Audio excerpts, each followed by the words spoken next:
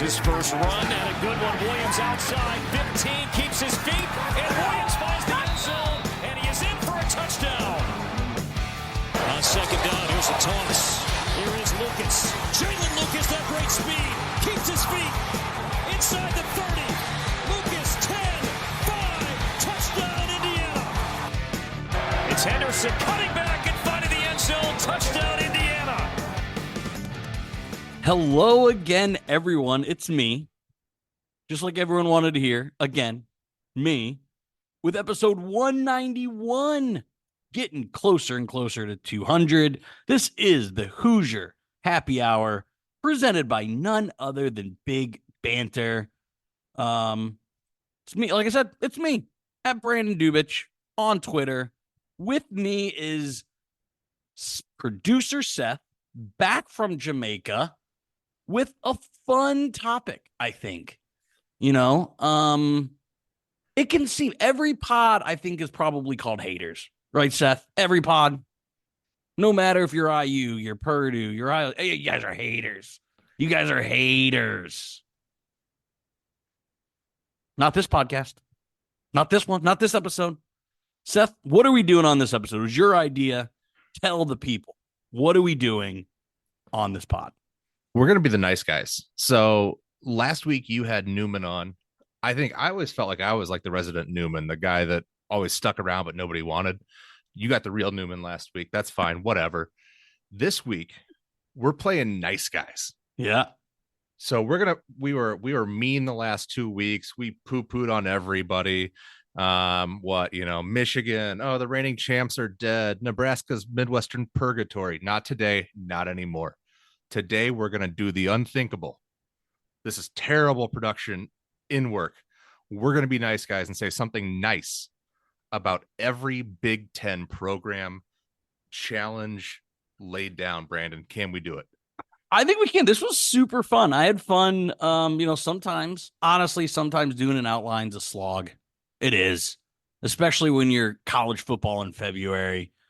But I had a great time. So what we're going to do is we're going to go team by team. Yes, I know we got commits. Yes, I know there's been huge junior days. We just had a 5-star quarterback. We'll get that when Bragg comes back. Bragg will be back here next week. We'll cover junior day. We'll cover commits. We'll cover visitors. We're going to cover all of that. But right now, when Dad's away, Seth and I are going to play.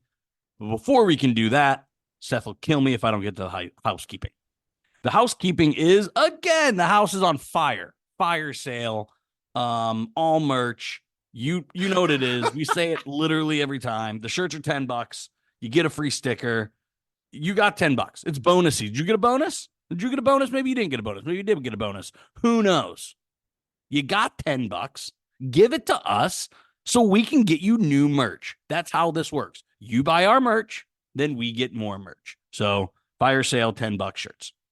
You know where to get us by now. We're at Happy Hour IUFB. No more LEO podcast. We are Happy Hour IUFB. Check the link in the notes. And again, Patreons. Slowly but surely you're getting there. I promise. You've seen Tino on other pods. You see the strength and conditioning coach. We can get him too. We need you guys to buy in and we'll buy in. Okay. You buy in, we buy in, everybody wins. Speaking of everybody wins, let's get into it. Let the nice guys in this pod, they don't finish last, Seth. Starting first is Illinois. It's like your ninth favorite, second favorite team. Kick us off about something good about Illinois. The Chicago and St. Louis pipeline. It seems year after year, they have guys from St. Louis, East St. Louis, Chicago, the suburbs. They've always got a guy from Prospect Heights, Mundelein. They've always got a guy from Aurora or Rockford. It seems like every year they've got it tapped in. They know where their best players are coming from. And a lot of times it's St. Louis and Chicago. Yeah. So I went with this a few ways. There's sometimes I go this, that. For Illinois, for me, I got 3 players. that I'm going to be nice about with Illinois. And the first is Dickie B. Dick Butkus. How could like that's the first thing I think of when I think of Illinois football is Dickie B. Another one because he's right around our age, Juice Williams. Mm-hmm. How did you not grow up in high school Of playing course. football and want to be Juice? Like Juice Williams was awesome to watch. He was the NCAA college football video game version of Michael Vick. He was that like 98 speed, 98 acceleration, could throw enough to get you by, and you could just go out there and play and have a hell of a season. Yep. And then this one is a little bit of recency bias. I got a third player, and that's Tommy DeVito. Did you get caught up in DeVito mania this past season? Of course. How could you not? God, that was so much fun. He's not a good quarterback. Like we can all agree. No. But that was fun. So yeah. So those are my three: Dickie B, Juice Williams, Tommy DeVito, part of the family. Let's jump to Iowa next. What do you got? What nice you got to say about the Hawkeyes? Did they make tight end sexy? Did they make the modern sexy tight end? I mean, you got George Kittle, you got Noah Fant. We can go up and down Hawkinson. We can go up and down the roster. They have about 12 of them on an active roster in the NFL right now. It is just Iowa tight. Laporta started coming on at the end of the year. Well, middle part of the year, I should say. I mean, up and down the roster of NFL teams, Iowa tight ends. So to piggyback on that one, I'm in a big money fantasy football league. I drafted Sam Laporta. My team name was Sam LaSquirta. I love Sam Laporta. It's not a dynasty league. It's a keeper league. And I drafted Laporta in the 11th round. So I'm definitely another year of Sam LaSquirta. Will be on my roster. So you said Juice Williams was your Big Ten quarterback. For me, it was Brad Banks. Ooh. Do you remember Brad Banks in the NCAA football games? Those teams were pretty bad. So like the Juice Williams teams were pretty good. I like being Brad Banks. There was also another Missouri quarterback that I'm not thinking of that was also super fast. Brad Smith? Brad Smith. The guy who became a Jets wide receiver. Brad Smith was also super fun to play in NCAA 14. But then also like the first thing I think of when I think of Iowa football isn't the jerseys, which are very Steeler-like, but it's a Children's Hospital wave. Honestly, that is best tradition in college football. Best tradition in college football, I think. No, I think it is. It might be the most sentimental tradition in college football. I love it. So those, I had the Children's Hospital and Sam Laporta as my two. You go first on Maryland here. Oh, okay. This is a tough one.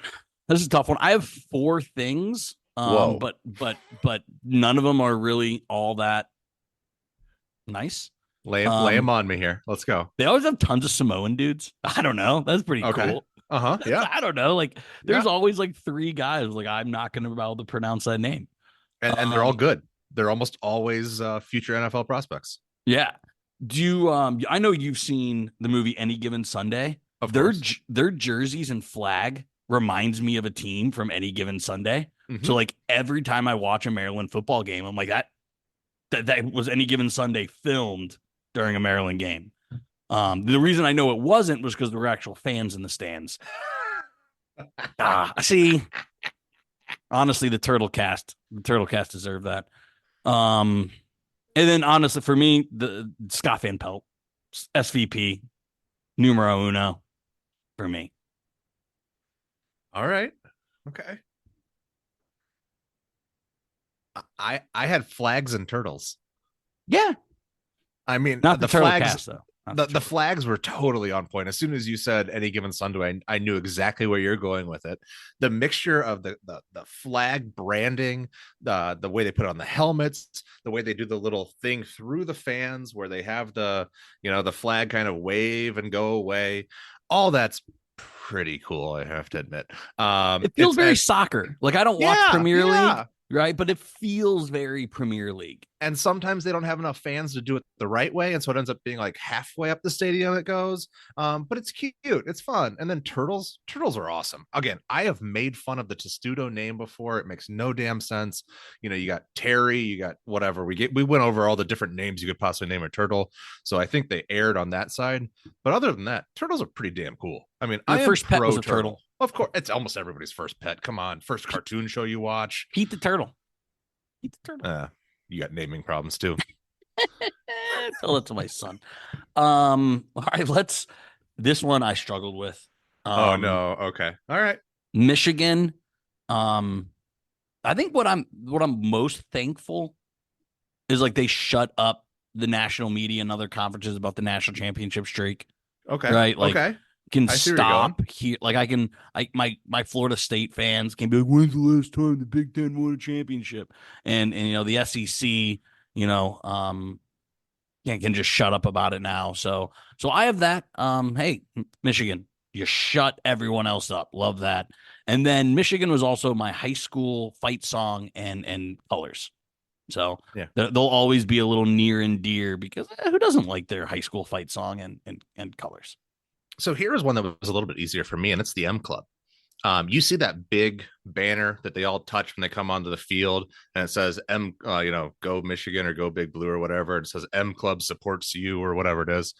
And the thing about the M Club is as players come and go, as coaches churn in and churn out, they've had some dog doo-doo coaches who have gone through there, don't get me wrong, but they demand excellence and they pump money into that program. They have an awesome booster club, and it ends up being one of those things where when we talk about programs, they are truly one of those schools that doesn't matter who the president is, doesn't matter who the athletic director is or who the coach is, who the players are. That booster support network is always in place and is the one constant that's always moving that program forward, which is why when they fail, it's so funny, because they try so damn hard and the fail is so epic. But years like last year, they're insufferable on the other end. But anyways, the M Club, ultimate supporters, one of the best booster clubs I've ever been I've ever borne witness to. So definitely something worth saluting them for. What a year for Eastern Michigan athletics. And I don't mean the folks at Ypsilanti, but I just mean I just mean Michigan fans who are also Detroit Lions fans. Yeah. Like it's got to be their best ever, like in the history of ever. I'm not going to do the research to see like when Detroit was good, when the Lions were good and the Wolverines were good, but this had to be tops. All right, let's flip this coin over because the next one is my toughest one. This was really the one. Oh my god, this wasn't for me. You and I were joking about how some of these were tough, and I said the toughest one for me was Michigan State. And the answer I ended up coming up with was the dissolution of the Big Ten East. That is the best thing that has happened for them. And quite frankly, they were starting every season pretty much with 4 losses. Spreading that pool, of teams that you're going to play is really going to help dilute some of their guaranteed losses year in, year out. So their strength of schedule is going to get a little bit easier. And as a result, that's probably going to help them be a more consistent bowl team. So for me, it's mid-tier quarterback play. Oh my God. Brian Hoyer, Drew Stanton, Kirk Cousins. Jeff Smoker. I mean, again, I rip on the guy, but you know how many countless hours of content this podcast has got off Peyton Thorne and Brian Lewerke? Rocky Lombardi. Right. Exactly. This university produces the best mid-tier quarterbacks, both at the NFL and the Big Ten level. And for that, thumbs up, Michigan State. Thumbs up to you. Mid-tier quarterback play at 2 levels. Kirko Chains, baby. Kirko Chains. Another school that did not have a good quarterback season last year, Minnesota. They at least got a new quarterback coming in who they're hoping will change those fortunes. But for them, I think the biggest change they've had in the last, what is it, five years or so, is that new stadium. Uh, Minnesota football is meant to be played outside and meant to have an imposing home field advantage. And I don't care. We're purposefully avoiding PJ Fleck talk here because we're going to keep things positive. God damn it. That is Minnesota football. It's outside, it's cold, it's bare knuckle, it's linemen wearing short sleeves, not or lubing up their arms or whatever it is. That is Minnesota football, and it should be outside, and it's a pretty cool stadium. I don't want to go there in November, but maybe send me out there in September, and I'd be loving that. Yeah. So Minnesota was also a pretty easy one for me. And I'll start with something that's only going to make sense to me. Seth, you play fantasy football. I talk about it all the time on this podcast. Marion Barber single-handedly won me a fantasy football championship. And when you single-handedly win me a fantasy football championship, you're goated for life. Like, you are goated for life. So Marion Barber for me is what I think of that I'd say, you know what, Minnesota, you gave me Marion Barber. Wow. So I got two more. One for my wife. Sasha would like to chime in. Eric Decker. She watched their reality show. I was going to say, I think a lot of wives chime in on that one. So Eric Decker says Sasha. And then, come on, the Gopher's hilarious. Like, it's just, it's not a good mascot, but the Gopher, it's a hilarious mascot. So props on you to have a hilarious mascot. Lean into it. Can we also mention what is it? An RIP to Marion Barber? Yes. Yeah. And then he also had there was a criminal issue there at the end too, wasn't there, with the Bears? I remember that being. I'm not sure. He won me a fantasy football championship. Yeah. But anyways, good for you. What remember a the run good times. Running good times. backs the Dallas Cowboys had there for a while. Well, and Minnesota had for a while. I mean, that was that was a Lawrence Maroney flamed out with the Patriots, but he was a stud. Oh goodness. Lawrence Maroney was good. All right, let's go to Nebraska, which this was flaming out. This was a little tough for me. It was a little tougher. Yeah, I got creative. Okay, let's hear it. Boy, did they have good road support. I mean, they just send those busloads of people out there and they show up. I mean, every city they come to, they just got busloads of people. Yes, they do. They travel well and they're relatively nice. You're really grasping at straws on that one. For me, I don't remember the year. You'll know this because you and Newman both are like Stump the Schwab level of trivia smart. But Eric Crouch won his Heisman 97. Sounds right. 96, 97, 98. I mean, come on, we were 10. Like, I pretended to be Eric Crouch. Like, at that time, I was probably late elementary school, middle school. They actually let me play quarterback still in youth football. Like, I pretended to be Eric Crouch, right? He couldn't really throw, but he could run. He was fun. So Eric Crouch, Holy Nebraska. Hell, that was 2001. No way. Yeah. Well, crap. I was still been 13. Yeah. I don't think I was quarterback then because that's 8th grade. I stopped playing quarterback after 6th grade because I kind of stopped growing. But he would have been, I think he was like a 3-year starter. So it would have been that first year. Yeah, 99, 2000, 2001. Eric Crouch. And then here's a pot shot at both Nebraska and IU. So this cancels out. This actually counts as not mean or nice. Being IU basketball's equivalent, right? So thank you, Nebraska, for existing. So, when people, when everyone's like, IU basketball hasn't won in a while, we're just Nebraska. We're just Nebraska football. We can turn it around. Just need the right coach and the right support. Northwestern, I had one word for. Braun. Yeah. Whoever that guy is. I still don't know who he is. Couldn't pick him out of a lineup. I had to look up his first name again. Great season. That guy. Great season. What he did. Yeah. Good for him. Good for him. I hope he doesn't continue. I hope they come back down to earth because, Purdue plays them pretty much every year. But hey, good for him. So I couldn't. I don't have a player. I don't really have anything necessarily football based.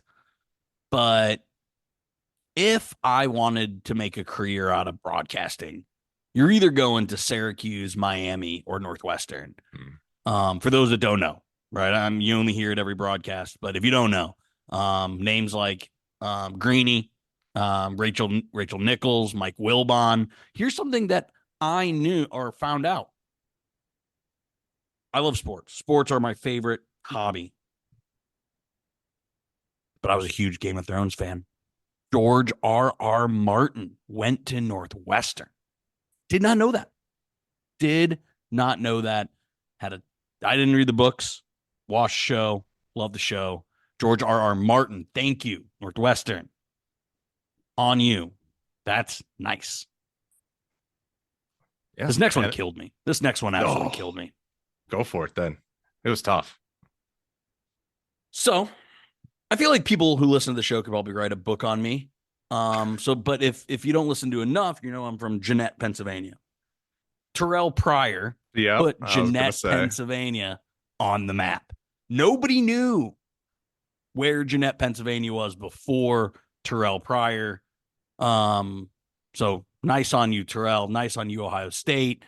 Also, like, maybe this is two backhanded compliments, but Ohio State has carried the Big Ten's water for a long time. Let's just be honest.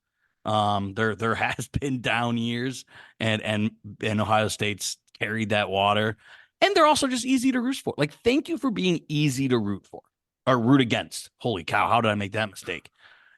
Ohio State, thank you for being easy to root against. Thank you for being someone has to be the villain, and Ohio State's an easy villain to be. You about broke my neck on that. I was like, I'm about to go. I was just looking at my notes and I just whiplashed trying to get back to make sure I heard that right. So at my school, the school we mimicked a lot in our uniforms was the Ohio State Buckeyes. We had the stars on the jersey, except for we had the Vikings helmets. And we had little Vikings on our helmet stickers. And the one thing that I was always a little bit jealous of was that little buck nut. A little buck nut's cool. A little sticker on that helmet sticker. Those are the coolest helmet stickers. And, when I was a kid, they would load those up like one side first, and then they'd go to the other side, and you'd have like Katzenmoyer or whoever. There'd be like 3 or 4 players who would just be completely covered on both sides. And you'd be like, yeah, that's who I want to be. I want to be the guy who has all the damn helmet stickers, all those buck nuts. Yeah. You can't have enough buck nuts. Let's jump to Oregon. Thank you for allowing people to know who other fair weather fans are. Oh, goodness. Every person that I know that likes Oregon, I'm like, you haven't watched a game. Like, I'm 79% sure you have not watched a game. So thank you, Oregon, for making it easy to point out people that don't really know anything. Actual compliments. Thank you for helping the Big Ten's arms race. Top tier mascot. The duck is great. ESPN commercials on the sidelines. Top tier mascot. And this is a Steelers exclusive. Dennis Dixon. Dixon. Mm-hmm. Would have won the Heisman if he would have tore his knee. Maybe. Yeah, I had a Nike design team and the mascot. You're absolutely right. It's top tier mascot. The Quack, the Quacker backers. You put a leather helmet on a duck. It's fantastic. All of this is great stuff.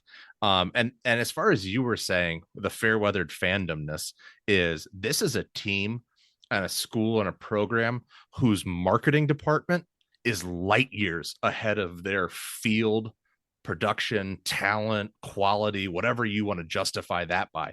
And they've had a pretty good basketball program. They've had a pretty decent football program. Don't get me wrong. But it's light years ahead from a marketing capital standpoint than what it is on an on-field product. And if you can be that from a collegiate property standpoint, again, salute. And having Nike and have Phil Knight just absolutely being your champion and getting to try out every single, some of those are some brain fart ideas from Nike. Don't get me wrong. But if they're 50-50 on them, half of those are about the best damn uniform you're going to see every season. So, I mean, if we're comparing Nike versus Adidas, it's not even close. Oh, it's not even close. Not even close. What is a close? I mean, Jordan brand. Yeah, Jordan, because it's simplicity, it's clean. They just do things in a very like old school way that I like. It's very traditional. All right, let's go to Penn State here. Oh, speaking of traditional, right? So again, this is our show. Barely anyone will remember even who this is. I owned a Zach Mills jersey. A Zach Mills jersey. Speaking of Eric Crouch. What? Yeah. That's a doesn't even ring the bell. You shouldn't. Yeah. Shouldn't. LeVar Arrington. Yeah. He's the first player that jumps in my mind when thinking of Penn State football. And for me, it's the college experience.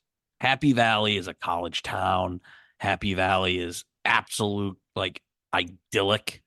And as far as geography, aesthetic, the whiteout, the fan support, the I wouldn't call it a top tier mascot, but it's a classic mascot, classic colors, classic jerseys. So I feel like it is everything that is the college football experience. Yeah, you're absolutely right. And I think that, oh goodness, I had recruiting consistency and the NFL pipeline, the way that they are consistently able to recruit high level talent, convert them then into frontline high tier NFL prospects. It's fantastic. If you look at the rosters, they have one at every single position group almost. And you look up and down rosters, and then on this team that they currently have, again, at least 2 running backs who have pro potential, probably the top pro style quarterback coming out next year. Again, if he chooses to come out, they have offensive linemen in this year's draft. They have defensive linemen almost every year. One of your favorite DBs from Penn State, Abdul Carter, is going to be a top flight middle linebacker, or maybe, they can convert him to kind of a Micah Parsons type role. They have the kind of cogs and pieces that are fun. Even when they steal prospects from other schools like Chop Robinson, these guys end up being really good players who go on. Again, some of these are going to be, projecting out still, but projecting out to be really good, at least prospects coming into the NFL. So the pipeline and the consistency is just fantastic. There's no down years at Penn State. I mean, obviously, not from a talent perspective. They may go 6-6, but it's not because of talent. Right. We're being nice today, Seth. We're being nice today. All right, let's jump to Purdue. I'll go first. I'll go first. One thing, this is going to be mean, but keep stuttering. I love this. This is great. Kyle Orton's face. Nice. Nice. I don't know. Drew Brees' mole. Aiden McConnell's mustache. I can keep going. I won't. But like, if you look at every Purdue quarterback, just something about their face is hilarious. They're a little broken, aren't they? Just, I don't know. Like literally, like I was just going through Purdue quarterbacks, and I was just like, "This is fun. I'm having a great time." One of my best friends here in Indianapolis, he is a Commanders fan, and he has not had a great run of years. But Ryan Kerrigan is in his top 5 all time Commanders players. So I have to say Ryan Kerrigan for him. And then Purdue gave us Mike Allstott. Come on. Mike Allstott, amazing. So I'm going Purdue quarterback face traits, Ryan Kerrigan and Mike Allstott. Well, I'm going to take you back here. What do they call? What do they call Purdue? The cradle of quarterbacks? Yeah. Well, let's go back to a different type of cradle. Child cradle here. You're in your cradle growing up. What's one of the first toys you play with? It's a train, isn't it? Playing with little conductor engine. You going choo choo. You going toot toot. As an adult, I get to do that still. As an adult, I still get to love trains. Choo choo, MFer. It's fantastic. I love it. I love the little railroad crossing. I love the goofy little engine. I love all the toot toot whistles. It's fantastic. I don't care what you think. It's a great little brother thing, and we get to bother you with it all the time. And now we got our fancy little light show that bothers Bragg. Oh, it's so much fun. Choo choo trains. They're awesome. Should we shout out the moon? Should we shout out the moon? Maybe shout out the moon, NASA. Still not convinced. No, just kidding. It absolutely happened. Go to Rutgers. Speaking of hilarious, I can't get enough. It's all over social media, no matter what your favorite social media is. But the way Isaiah Pacheco runs is the funniest. I'm sure you guys have all seen it, of the lizard trying to run across the tile floor. It is top tier. Rutgers gave us Isaiah Pacheco. Isaiah Pacheco gave us running, and his running is hilarious. I couldn't think of any other football ones. But doing the research, similar to George R. Martin, Rutgers actually gave us James Gandolfini. I didn't realize James Gandolfini actually went there. He put in the work. So James Gandolfini, and then again, not a big soccer guy, but I can appreciate it. Carly Lloyd, one of the most U.S. Women's Hall of Famers. Carly Lloyd from Rutgers. I had timing. Okay. They went on their run in the late 2000s with the Big East, and then they transferred to the ACC, whatever that process was. What a glow up. And it coincided perfectly with this giant hard on that the Big Ten had about going after giant East Coast media markets. And if it wasn't just this desperate cash grab and this perfect timing of Rutgers football glowing up, as you said, coinciding at the exact right moment, Rutgers is not a Big Ten school. They are not a Big Ten quality program. They are not a Big Ten quality university. However, because of that mutual coinciding of desperation and glow up, Rutgers is a Big Ten university. Congratulations on great timing. Timing's everything. Success. You could be the smartest person in the world. If you have bad timing, you don't have a shot. You don't have a shot. Mm-mm. Timing in life is everything. Relationships, professional, even sports. Right? Timing's everything. I love it. Jump to UCLA. This might just be a me thing. I would love to hear Bragg's opinion on this. I think they have awesome colors. In high school, I had a UCLA hat that I wore, the blue. It was blue with the gold lettering. I like UCLA's colors. And again, I'm going to get a lot of hate saying this in a Indiana podcast, but I'm always thankful for Maurice Jones-Drew for knocking out the Colts. That was awesome. That was awesome. Jaguars just went single-handedly beat Peyton Manning. Thank you, UCLA. Without you, there is no MGD. Without MGD, the Colts have more success. My wife calls me her version of Adam Sandler, in that I love wearing like basketball shorts and a t-shirt. It's like my go-to, and I'll always buy like, college shorts. And the favorite one I just bought, and she gave me credit for, was my UCLA shorts. She really liked them. Great. I had the same two for UCLA and USC though. So let's segue. I'll double dip on these. Here we go. It's the weather and the time zone. And with that, the recruiting base that is Southern California. And again, that's what a lot of these schools think that they're getting access to now, is that they're having an easy operation, at least one, maybe two games West Coast every single year. So getting that time zone, getting that weather when you're in November, when you're having a first week of December conference championship game that you can now play in LA, somewhere on the West Coast, start the game at 5:00 local time.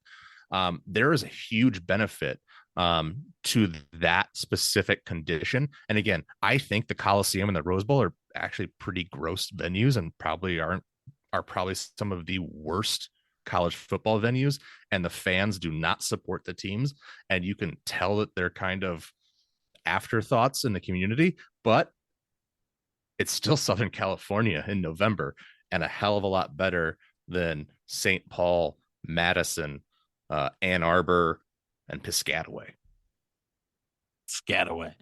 Always got the rough end of the stick there. Yeah, with USC for me, I mean, I've heard the Rose Bowl's a dump, but it's still the Rose Bowl, right? I mean, everybody it's everyone's goal, for 90% of the Big Ten is to get to the Rose Bowl, right? So, and now that is a sole Big Ten entity that's huge. It's like getting one of the 7 wonders of the world of college football, right? Because now you got the Horseshoe, you got Happy Valley, you got the Big House, you got Camp Randall, you got the Rose Bowl, right? I mean, the venues that the Big Ten now boasts is unbelievable. I said this with Oregon. Also, thank you for the arms race. Big Ten was losing. They were losing the arms race when SEC added Texas and Oklahoma. Well, we added USC and Oregon, and quite frankly, I think that put us now above. I think as brands, I think they're neck and neck, and I think going coast to coast makes the Big Ten now more appealing than the SEC, and that's all because of USC and Oregon. So yeah, and the final piece of that puzzle of that kind of additional growth prospect is Washington. And the coolest thing about Washington right now, aside from the fact that they are a reigning national runner-up, and they're going through their own complete rehaul right now, is sailgating. I mean, you go out there and they have a day game, an afternoon game, and you're able to see those boats. You're able to see the parties that happen on those docks, on those really nice yachts. There is something fantastic about that. And again, I am another big fan of their mascot. You give me a dog mascot, you give me a husky, something I want to cuddle with, something I want to pet its chin, rub its head. That's a winner for me 9 times out of 10. Let's round that up to 99 times out of 100. Let's give that the guarantee on that. And I'm a big fan of the Pacific Northwest in general. So if you give me another opportunity to go out there as a destination, more opportunity, the better for me. Yep. Agree with you on dog mascots. I'm a sucker for dog mascots. It's the only redeeming thing about Butler. It's the Terriers. It's the Terriers. That's the 1 out of the 100 that I'm just not sold on. The Boston University Terriers, the Wofford Terriers. Yeah. Terriers are kind of annoying dogs. Mm-hmm. Bottom tier dog. Albany Great Danes. I'm okay with that. I love Great Dane. The Terriers. Just love a Great Dane. But honestly, I mean, for Washington, Michael Penix, talk about him later. I'll save it. But Michael Penix, can't say it enough. Thank you, Washington, for giving him a platform to be able to show who he is and what he can do, Michael Penix. The Apple Cup, I know that isn't exclusively a Washington thing, but underrated rivalry. And then I want to give a shout out. Sasha and I one time went on vacation to Maui for the Maui Invitational. There was a group there of friends that were all Washington University alums, and they were awesome to party with. Just awesome. So, like, I know very little Washington alums. The 6 I know were awesome people. So I find that easy to believe. Like, that is not a surprising thing that like UW alumni would be like cool, chill party dudes. Yeah, absolutely. But I want to hit on because I love sailgating. I'd never heard that before. I'm gonna steal that and give you no credit. I love sailgating. Man, does the tailgating at Wisconsin when they get out the boats, the pontoon boats out there, just rocking. Wisconsin for me, like partying on boats, top 3 partying for me. Mm-hmm. Honestly, partying on boats anywhere near water. Whether that's a rage on a pontoon boat or a sunset catamaran, like there's just something about drinking on a boat that's incredible. I also want to give thank you for being a very, very tough school. It waitlisted my wife. My wife probably goes to Wisconsin instead of Indiana. Aw, So look at so that sliding doors of your life. thank you, Wisconsin, for being a very tough, but more important than that, thank you for TJ Watt. Hope she didn't hear that. Thank you, TJ Watt. You were a top 5 Steeler for me. All the Watts went there. JJ, Derek, but mostly TJ. So thank you, Wisconsin. A++ on producing the Watts. So I first had offensive line consistency and offensive identity, but that hasn't really been the case the last few years. So I had to cross that off. I think that was one of the few things over the last 20 or 30 years that you could say about, you could just chalk up to Wisconsin always having a good offensive line and knowing that they're going to be a power run offensive line, big offensive line football team. And that's kind of gone away a little bit. Fickle may try to reestablish that, but what ends up being the saving grace of Wisconsin time in and time out, it's Madison. It is the town of Madison itself. It's being able to go there, have a spotted cow, being able to just enjoy some of that fatty, heart artery clogging cheese. It's a great time. And it's something that, again, jump around's fine, whatever. But the atmosphere in Madison on a college weekend, it's a really good time. 100%. All right. You ready to get to Indiana? I'm gonna have a good time. I'm gonna get a little sentimental here. Oh no. And so first, I'd obviously tailgated with my family for Steelers games. It's wild. IU is the best tailgating school. I've been to probably half a dozen. It's the best college tailgating experience. I know they've cracked down on things. I don't want to be back in my day guy. Nothing. If I look back on my college experience, tailgating was my number one. Better than Kilroy's, better than this, that, or the other. Tailgating. My favorite memory at Indiana. Penix, again, he is my favorite IU player of all time. Hands down, favorite IU player of all time. I never felt like we could lose a game with him under center. I haven't felt that way since. Didn't feel that way before. Michael Penix. And then this podcast, the listeners, but mostly my friendship with you and Bragg. I didn't know you two guys. I knew Chelsea through Sasha, obviously. I would have never known you guys. Without this podcast, would have never known you guys. So thank you, Indiana football, for creating 2 friendships. That means a lot. Now you have to be nice. After I said that, you now have to be nice. All right. I think you just helped me out, actually, because I think what you did was emblematic of the point that I am trying to make. Did you just hear Brandon get emotional about what were you, 3-9 football team? About the friendships that he created because of 3 wins, and about that 1 year, was it 3 years ago? 2020. And that guy who hasn't been on the team but did really well, and he's still happy for him. Do you hear those low standards? Oh, it's not nice. Do you hear how easy to please an IU football fan is? That's all they want. They just want a guy to come in, have a good time, give them a shot at winning 6 games a year, have a couple guys go on to the pros so they can go, so that Bragg can text me on Sunday late in the season when we're on our 4th center. And he's like, hey, the Bears, they're starting Dan Feeney. And I'm like, oh, shit. Oh, we're going to get our asses kicked this week. But okay.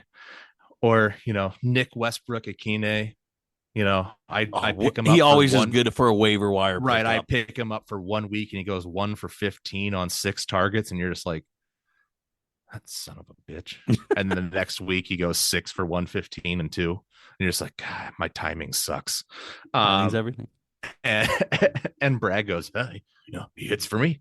And it's just those kinds of things that you guys are looking for. And it's so easy. And I talk to you guys on Twitter. I talk to you guys at the tailgates. The fans aren't looking for some miracle. They're not looking for some unrealistic expectation. It's not like Ohio State and Michigan, where you go 11-1 and the sky is caving in, and Ryan Day needs to get rode out of here on a rail and needs to get tarred and feathered and run out of town. And Michigan didn't win against Ohio State for 3 years, and they're ready to get rid of Harbaugh. Let's give up on this experiment. Oh my God, I can't believe that we've given him 3 years and he hasn't beaten Ohio State. Now they're champions. There's this very high expectation that a lot of these programs have. You don't have that at IU. And the benefit of that is you have a guy who comes in here, leads them to a top 20 season. They'll build a statue for him. Absolutely. You do it 2 or 3 times. You get in the top 12. You get one playoff appearance here, and you're the best coach in program history. They're naming the field after you. The expectations here are easy to come in. Not easy. That's not the right word. But they're low enough to come into and really light up a fan base, and to really, if you can get energy and excitement here, it'll do something for your career that will propel you forward and eventually may make IU an ultimate landing program for somebody else. But as of right now, just the optimism that you guys have, the eagerness to please, it's a really cute little thing you guys have. And if Coach Sig can come in here and be that spark, get you guys lifted, I really think that's going to be something that, it doesn't take much. So that's fun. You guys got something. We do. And coming off what you had, doesn't that feel good? It does. So I was joking. So, the Steelers have another, I guess you can call it another Tomlin season. So I'm not so excited about them. The Penguins are in their twilight. Indiana basketball is what it is. Indiana football is the arrow pointing up the most in my life right now. And I think that's probably more sad for me, but like you said, the bar's low. Let's jump to Brando's Randos. I got quick ones here because I think we want to get out of here as soon as possible. But before we do that, we do need a word from our sponsor. Now, back to the show. Seth, I got 1 football question and then 3 vacation questions. Why does the second high school recruiting period exist? I don't know, man. I used to think it was because kids would change their minds, or they'd see the actual list. They'd be like, oh, they got 3 other receivers. I wasn't expecting that. I'm the 3rd receiver. I need to go somewhere else. Like, with the proliferation of recruiting services, all that stuff is known now. There are very few surprises come signing day. But I think this is a little bit of I think there's classically an overreaction usually when these things start to happen. And I think this will eventually something that will probably be phased out once this kind of NIL and transfer portals and all those things get more and more, I don't want to say exposed, that's not the right word, but we get more exposure to it and it becomes more of a clear process. Mm-hmm. I think those become kind of a transition period that eventually goes away. But I have no idea. I probably it's the indecision. So many 17, 18, 19-year-old kids have to make up decisions, and it's tough. And so you just got to give them more chances to make up their mind. Yeah. Again, it was yesterday. For most people, I bet you didn't know that. IU got nobody.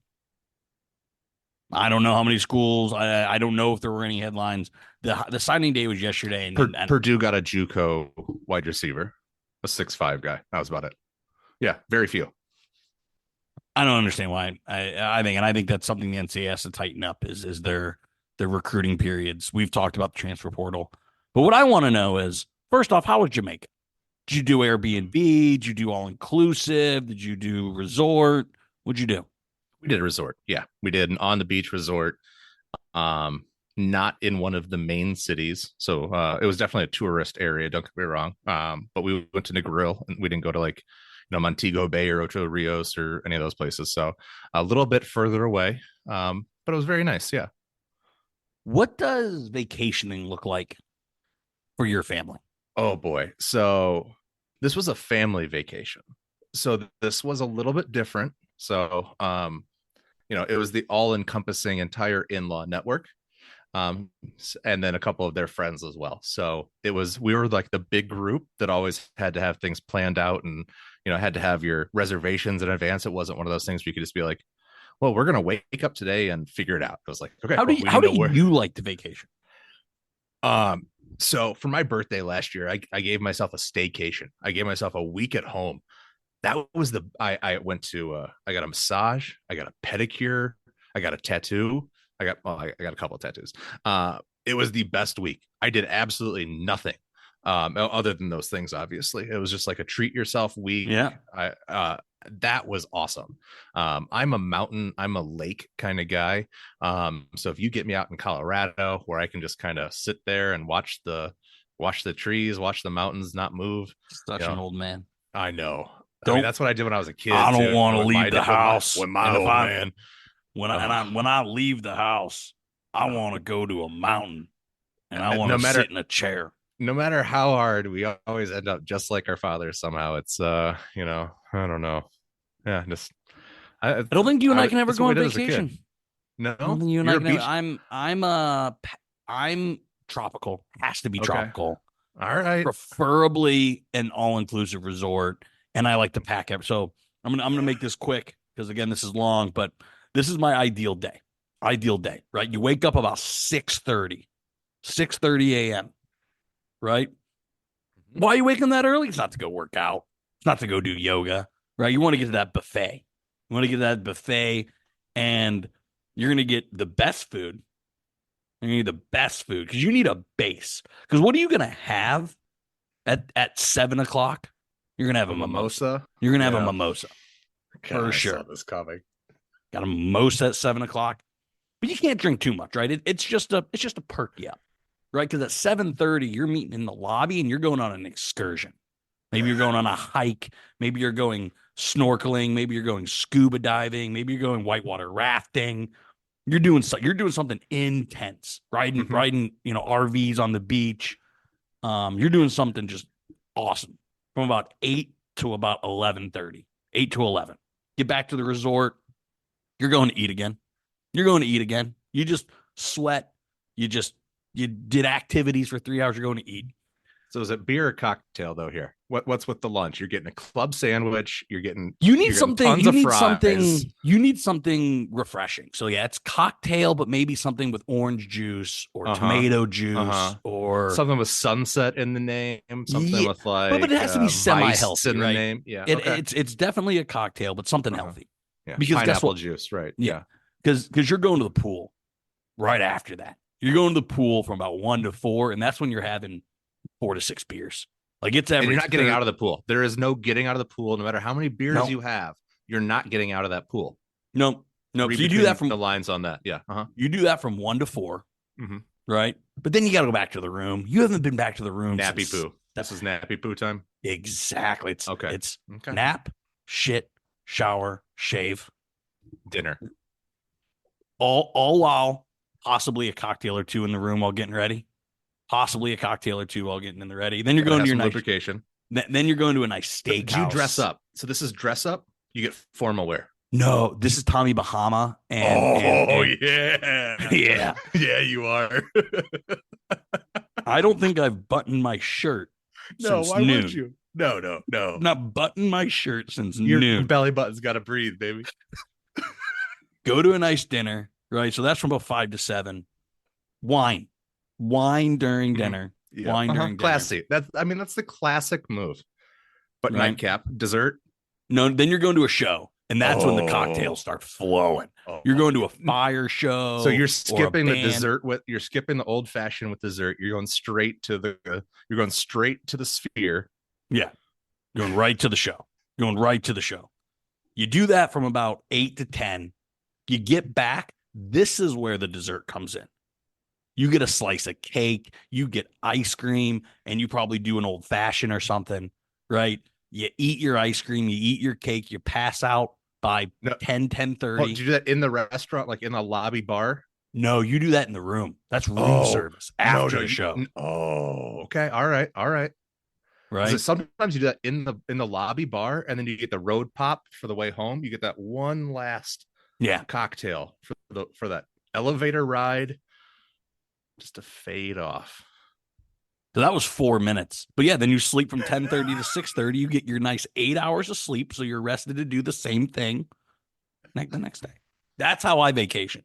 I do not Oh, yeah, we're waver. not no. I do not waver from the script ever. And unless we're going to like you're not a baseball guy, are you?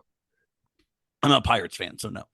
I was gonna say, unless you and I went to like a Cubs Rockies 3-game set in Denver, that would be the only way I would hang with you in that. Where we Yeah. just get up, have a little morning excursion, go to Yeah. a day game, get just sloshed on whatever, get tons of dogs in us, and then at night just be like, all right, where are we going in Denver? Yeah. But the key thing on a vacation is you got to get to bed early. Like nothing Yeah. good happens. You got to No. get, like, if you're up past 11, 12 o'clock, you're ruining your next day. Yes. You cannot, like, you can't have a rage night on a vacation. At least in my experience. You got to No. get that 8 hours of sleep. And everyone always goes way too hard the first night. That's You can't. always Rookie the problem. move. Rookie move. Last question I have here. What's the worst part of Florida you've ever been to? You've lived in Florida. What's the worst part of Florida you've ever been to? I'd say anywhere within about 3 hours of Jacksonville. Just put a dot on Jacksonville. Drive, take that 180 mile, 60 miles per hour, 3 hours, 180 mile, do the circumference like that. Anywhere in that circumference, that's the bad part. And then anything on the southwest side too, all the way down the coast. You get like south of Fort Myers and it gets bad. It's real bad until you hit the Keys. I was in a wedding, not in a wedding, went to a wedding this past weekend, and I went to Plant City, Florida. Oh, that's in that cone. Worst part of Florida I've ever been to. There's 3 things that Plant City had. It was meth labs, trailer parks, and occasional baseball, softball fields. That's it. At our hotel, which was a Marriott hotel. Adult softball or kids softball? Adult softball. Oh, There was an entire like team staying at our hotel. Yeah. The finest options within 15 minutes. Taco Bell, Wendy's, McDonald's. Oh. We went to a bar after the wedding. It was a bullet hole from the inside of the bar we went to. Shooting your way out. Yeah. Huh? Yeah. Plant City, Florida. Never want to go back. Never want to go back. That's it for Brando's Randos. All right. So instead of doing Sack, we are going to just segue straight into our Super Bowl predictions and our recommended prop bets. So I'll start. So we have the Chiefs, and who else are they playing? The Niners. Here we go. I'll start with 31-21 Chiefs. That's my prediction. And then my recommended prop bets. George Karlaftis with a sack. I am also a fan of squares. I do believe in 1-1 for the squares for anything but the first and second quarters, the third and fourth. Let's do that. See, I'm a 0-0 guy. Ooh. That's prime real estate, though. That's prime. Yeah. That's a tough square to get. I mean, you're going, and then I also like points in every quarter, not specific to one team, just points in every quarter. Yep. So I'm total opposite on you this one. I'm actually barely teasing up. I'm teasing up San Francisco a point to -3, which you can get for +120 on DraftKings. So I like the Niners -3. I think they're just a better team. I think they're too many weapons. Shanahan finally breaks through. Ultimately, the Chiefs aren't a good team. The AFC was fake good this year. Teams like the Bills, teams like the Ravens, just the Browns just weren't really good. They weren't really good teams, to be completely honest. So the Chiefs being here isn't a surprise. San Francisco was the best team to win it. I hope you're right. Not me. I mean, they tie the Steelers if they win, so that's a little bit of a bummer. I'm staying away from Gatorade. It's a fun one. Everyone does it. What I like, just because of the payout, Travis Kelce shut out for plus 2,000. Plus 2,000 for Kelce to go catchless. I think that is going to be the Niners' entire strategy. The Niners have the safeties and the linebackers to shut Kelce down. So now, what, Greenlaw and Lenore? Okay. It's plus 2,000 for a reason. It's probably not going to happen, but I think that's worth a $5 bet for Kelce to be absolutely shut out.